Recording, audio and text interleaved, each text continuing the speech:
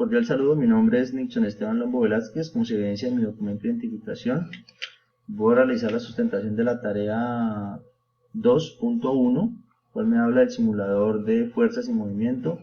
Me piden determinar los valores de fuerza aplicada y fuerza de fricción en dos superficies, una de madera y una en hielo. Ya como tal tengo aquí las respuestas, ¿sí?, a la pregunta A.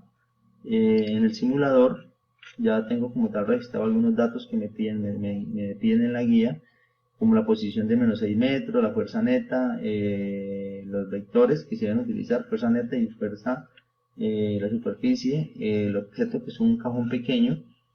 Me piden mostrar la gráfica de velocidad y me dicen que debe ser un movimiento en playback lento, ¿sí? Grabar. Me dicen que la fuerza aplicada debe ser levemente visible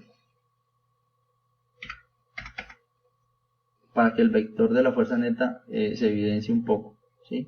En este caso, le damos aquí grabar y empieza el movimiento como tal.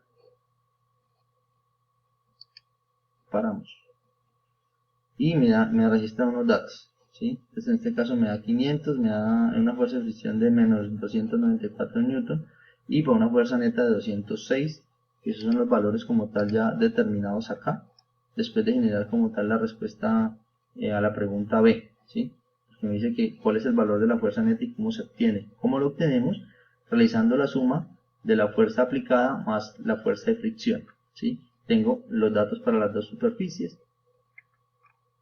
Luego me dice que en la respuesta C, que determine la pendiente de la gráfica. Tenemos como tal aquí la pendiente, ¿sí? Esta es la fórmula para hallar pendientes de los dos elementos, en este caso de la madera y del hielo, ¿sí?, del objeto. Y ya tenemos como tal unos valores determinados. Y me dice qué tipo de gráfica en el literal de qué tipo de gráfica se obtuvo en relación velocidad contra tiempo, qué tipo de movimiento se presenta, y cuál es el comportamiento de la velocidad. Entonces, dice que la respuesta es para la superficie de madera, se obtiene una recta ascendente, se presenta un movimiento uniformemente acelerado, se evidencia un aumento en la velocidad directamente proporcional teniendo en cuenta que a mayor tiempo, mayor velocidad, y en la superficie de hielo se obtiene una recta ascendente, se presenta un movimiento uniformemente acelerado, se evidencia un aumento en la velocidad directamente proporcional teniendo en cuenta que a mayor tiempo, mayor velocidad. El hielo no presenta un vector de fuerza contrario a la dirección del objeto, es decir, no existe coeficiente de rozamiento. La respuesta E, en este caso, la pregunta es: presente dos conclusiones con respecto a los resultados obtenidos en respuesta de la A a la D. Mis conclusiones son las siguientes: se requiere menos fuerza para lograr movimiento en el objeto ya que el hielo no presenta coeficiente de rozamiento. A diferencia, con el caso anterior, se requiere ejercer una fuerza aplicada mayor para lograr movimiento en el objeto, teniendo en cuenta que la superficie de madera presenta un coeficiente de fricción de menos 294. Muchas gracias.